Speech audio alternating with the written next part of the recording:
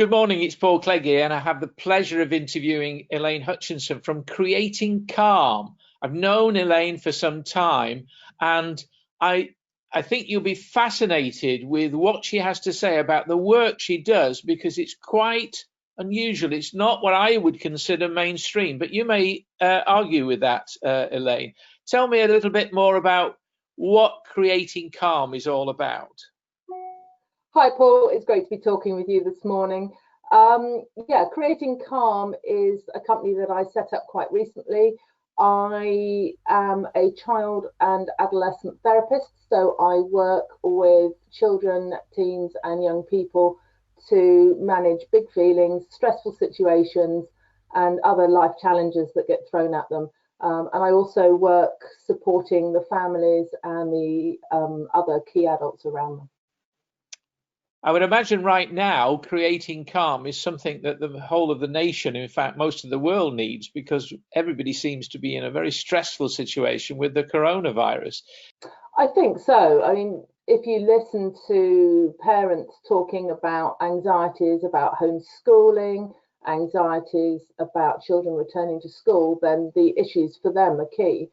And the issues are huge for children as well. You know, they're not seeing their friends. A lot of them are missing out on key endings for them, you know, end of school years, school plays, goodbyes as they transition from one school to another. But the losses around the pandemic are huge. Key losses with children are classed as adverse childhood experiences, or ACEs, and this was started a few years ago in the States. There's now been a study in the UK as well, and this covers all sorts of things, from divorce, bereavement, moving house, all sorts of issues that are considered to be key interruptions to a child's life.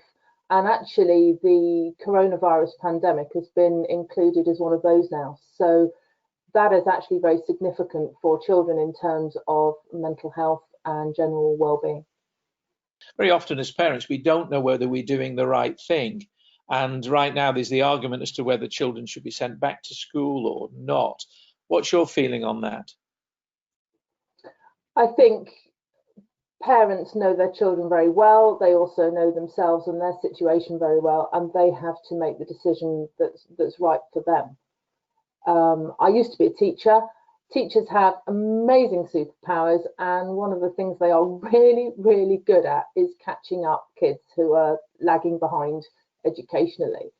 And I think this is the time to perhaps put the people work in front of the paperwork, as somebody once said to me, so that looking after people's well-being, parents, children, everybody's, should in a lot of regards come ahead of worrying about academic prowess, because that can always be caught up. You know, yes, there's a gap, yes, there's an interruption, but it's not insurmountable for most children. The big issue, I think, as a therapist, is the social interaction and the feelings of safety surrounding what's going on for those children and the parents. Because if the parents are anxious, that's going to rub off on the kids. I have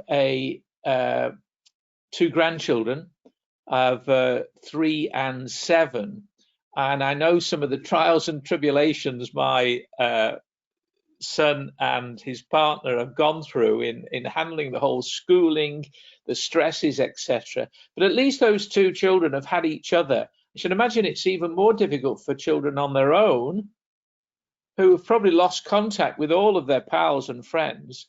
What sort of challenges do you think they might face going back to school? I think it's going to be incredibly hard for them.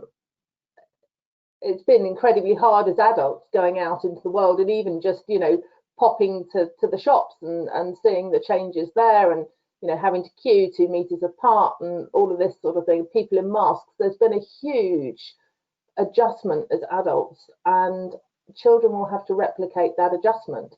And school, for a lot of them, is a massive source of safety. It's familiar. You know, they know their friends, they know their teachers, they know the routines, they know the building, and all of that's going to have changed. The classes are going to be smaller, So key friends might not be there. Key staff might not be there because staff might be rotating through still. The whole environment will have changed, and that's going to be a massive adjustment for any children going back into school, however old they are. And some will need more support with that than others. You know, a lot of children who have support at home will manage it well, but not every child has support from parents. Where do people get to turn to you? When do they? What do they see? What happens that triggers a call to you? Often it's that the child is being different.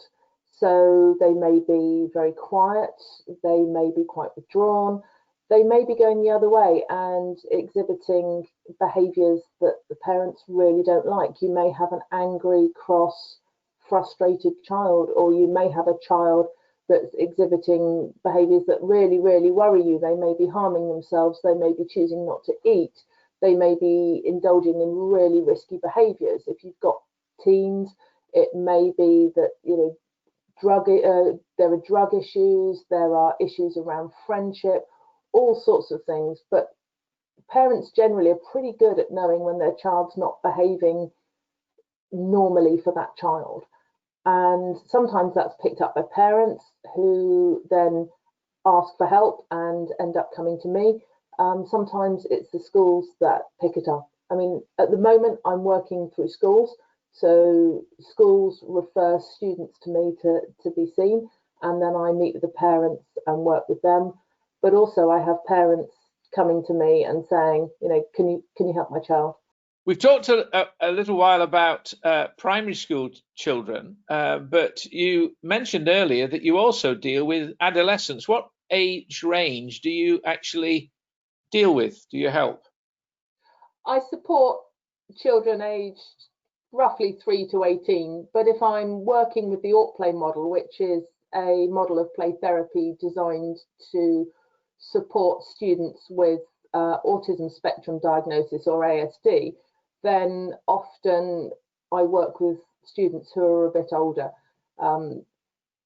Educators are great at using phrases like age, not stage, when it comes to looking at children and their needs. And so as a therapist, we tend to look the other way round. We tend to look at where the student is and what they need on an individual basis, rather than just going, well, they're 17, so they should be doing this. When you say that you work, and I've heard you mention this before, with play, I mean, how do you work? You know, I see somebody lying on a couch. How does it all work? So if you wanted to imagine a typical session, your child or your young person would come in to my room, and it's set up with loads of activities that they can engage with. So we use clay, we use creative materials, we use puppets, we use musical instruments, we use construction kit. I've got Lego till it comes out my ears. We use loads and loads of miniatures, and often they're put in a sand tray. Sand tray therapy actually is an adult therapy as well, and we can do that with adults too. But that allows children to show me things rather than talk. So play therapy uses a child's inclination to play to support them in working through their issues, rather than sitting and talking. Because as you'll know, with grandchildren, kids, when they're having a hard time, they don't say, you know, Granddad, I'm having a really hard time with Freddie in class. They'll say, Granddad, play with me. And they will show you what they need to show you through play. So as play therapists, we're trained to watch and notice. We actually talk very little in a session generally, which I think if you know me, you'll find that quite funny. And we watch and we notice. So the entire session is child-led. So they can play or not as they choose. They can engage with whatever activity they feel like engaging in. They can talk to us. They can not talk to us. They can lie on the floor. and just have a nap. They can, build a fort, they can blow bubbles, they can do all of it. And we find as therapists, it's really interesting seeing the patterns and the behaviours that we see in the playroom.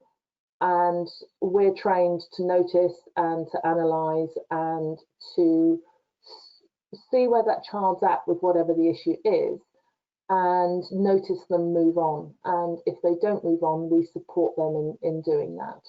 So we might notice a particular behaviour, or we might wonder why they are doing something, and just call those behaviours to their attention. So the entire therapy from start to finish is totally child-led, and it works.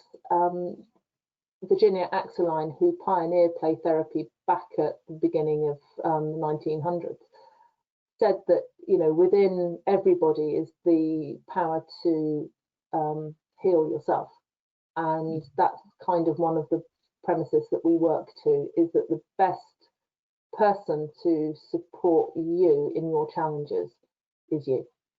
So we're there to facilitate that. We don't fix, that's not our job. We support and guide.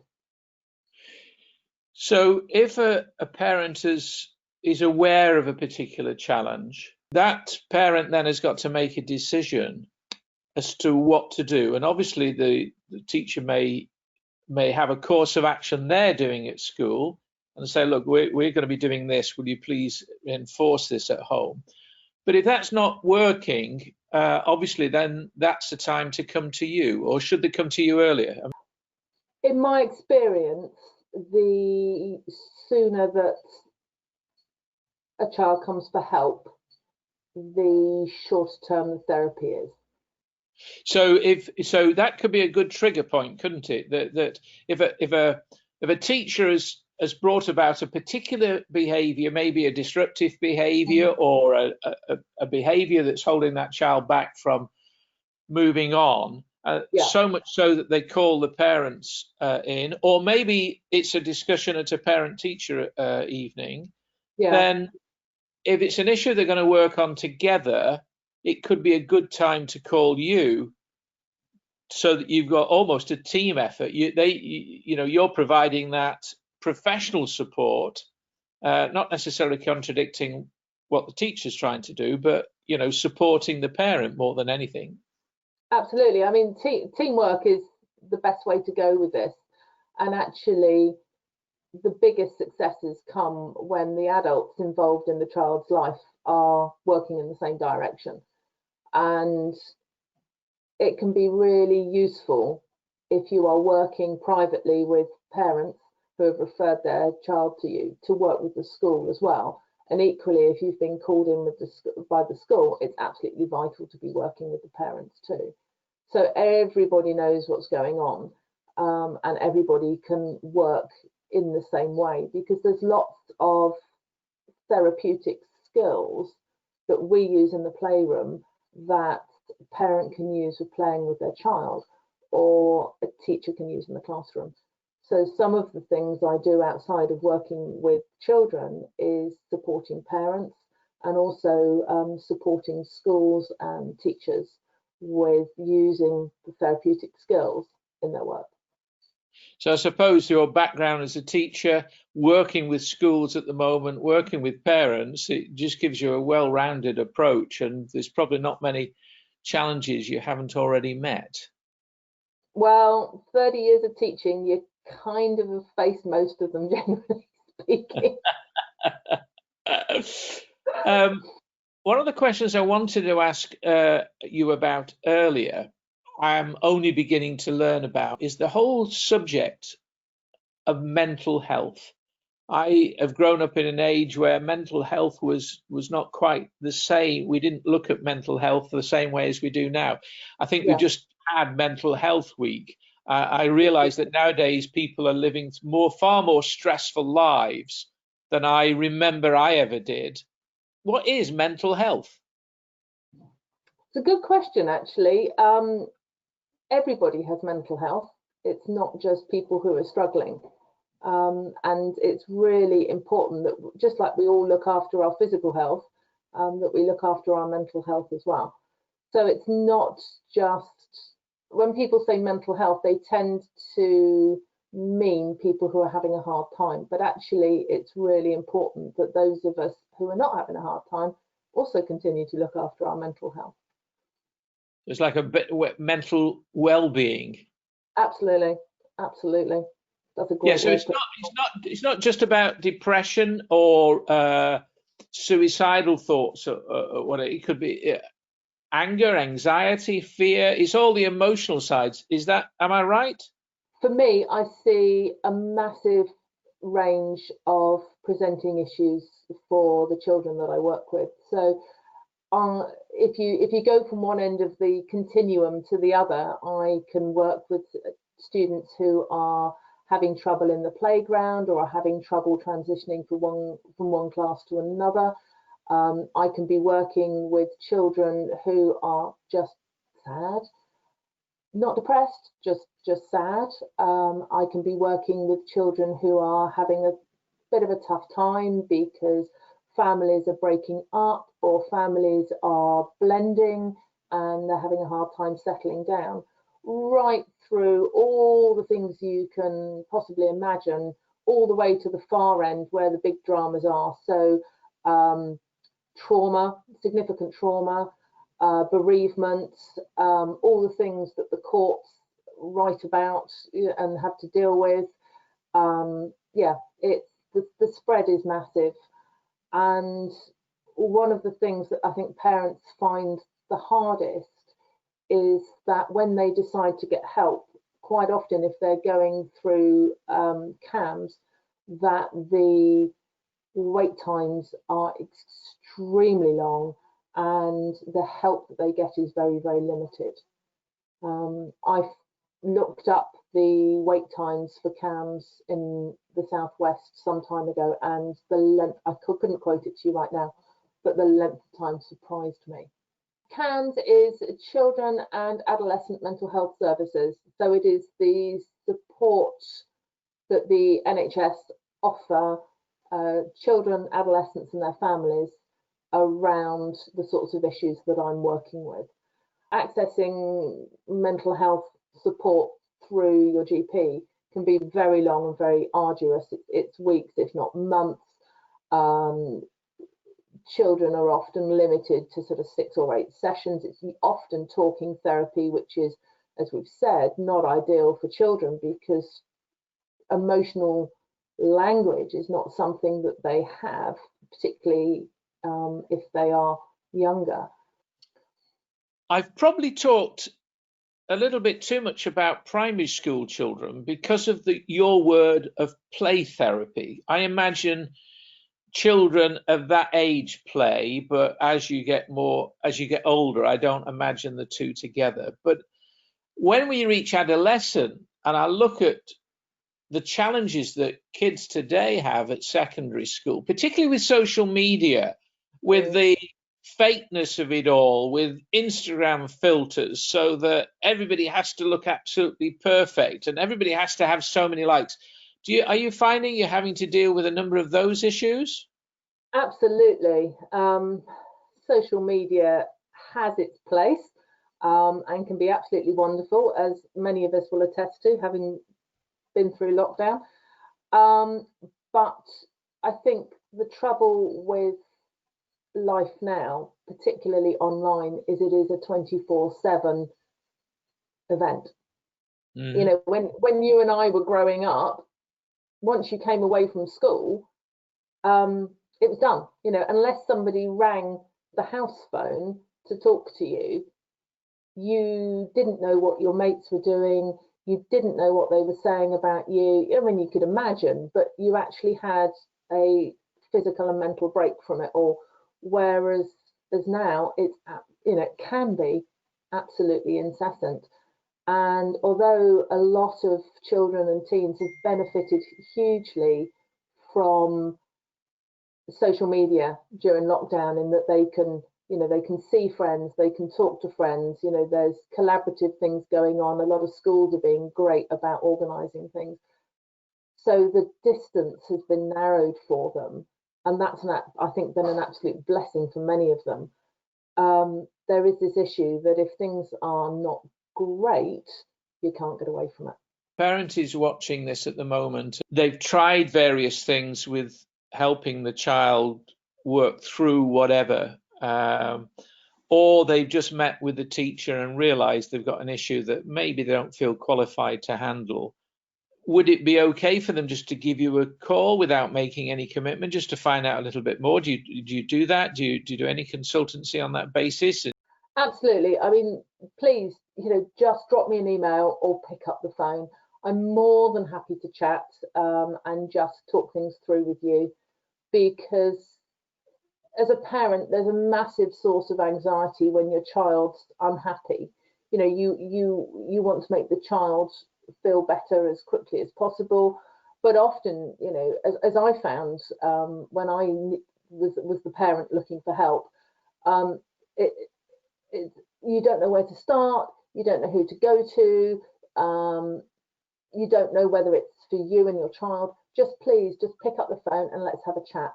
Trying to understand why people are behaving in the way that they are, I find fascinating. So it's been a pleasure to talk to you this morning. Thank you very much indeed.